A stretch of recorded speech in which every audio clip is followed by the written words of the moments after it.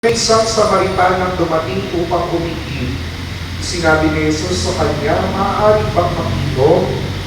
Wala doon ang kanyang mga alagad sapagkat bumili ng pagkain sa bayan. Sinabi sa kanya ng Samaritana, "Kayo'y Hudyo at Samaritana ako. Bakit kayo humihingi sa akin ng inumin? Sapagkat hindi nakikitungo ang mga Hudyo sa mga Samaritano."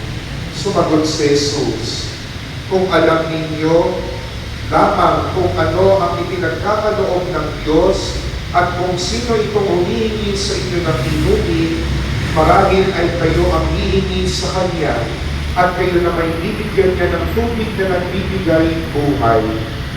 "Ginoo," ika ng babae, "malalim ang balong ito at wala man lamang kayong panalo. Saan kayo kukuha ng tubig na nagbibigay buhay? Higit pa ba kayo kaysa aming ninunong si Jacob na nagbigay sa amin ng balong ito? Uminom siya rito pati ang kanyang mga anak at ang kanyang mga hayop." Sumagot si Jesus, "Ang uminom ng tubig na ito'y muling mauuhaw.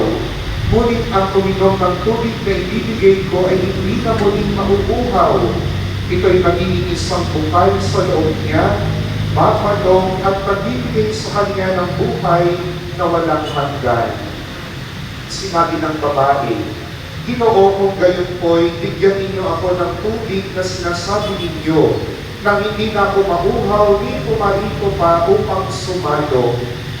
Umuwi ka at isama mo rito ang iyong asawa," wika ni Jesus. "Wala po akong asawa," anang babae.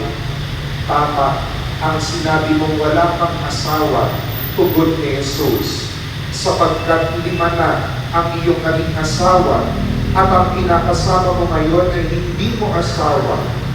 Totoo ang sinabi mo."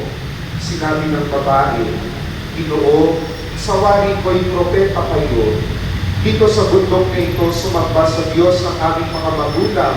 Ngunit sinasabi ninyong mga Hudyo na sa Jerusalem lamang dapat sambahin ang Diyos." Tinugon siya ni Jesus, "Maniwala ka sa amin, ginang. Dumarating na ang panahon na sasambahin ninyo ang Ama, hindi lamang sa bundok na ito o sa Jerusalem. Hindi ninyo nakikilala ang inyong sinasamba, ngunit nakikilala namin ang aming sinasamba sapagkat ang kaligtasan ay galing sa mga Hudyo.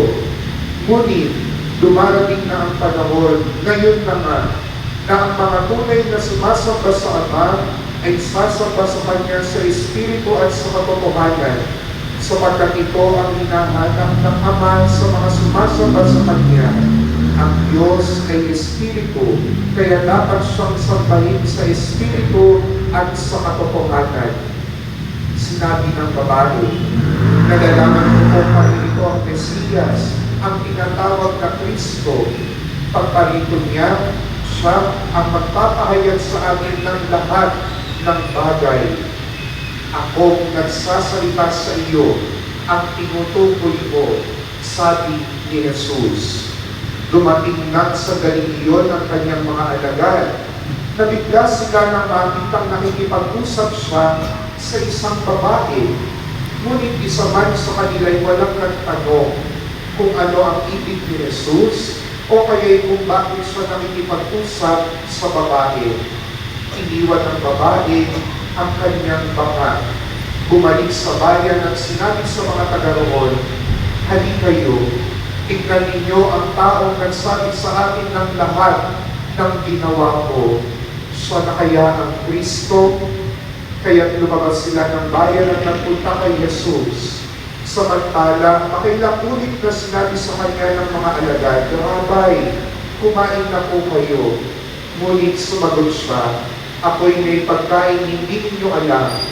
Kaya't nag-usap-usap ang mga alagad, "Nagdagdag kaya sa kanya ng pagkain?"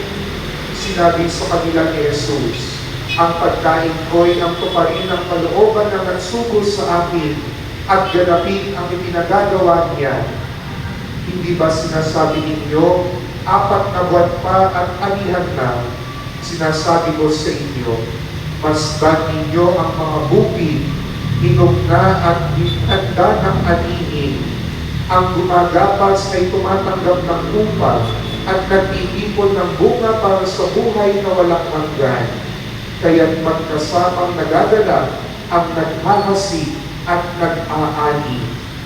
Kaya, totoo ang kasabihan, iba ang naghahasi at iba naman ang nag-aani. Sinugo ko kayo upang anihin ang hindi ninyo inihasi. Nagpagal ang iba, at kayo ang nag-ani sa kanilang pinagpagalan. Maraming Samaritano sa bayang yaon ang sumampalataya kay Jesus dahil sa pagkatuong ito ng babae. Sinabi niya sa akin ang lahat ng aking ginawa.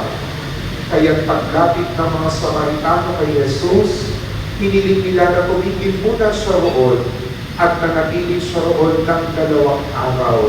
At marami pang sumampalataya na mapakinggan siya.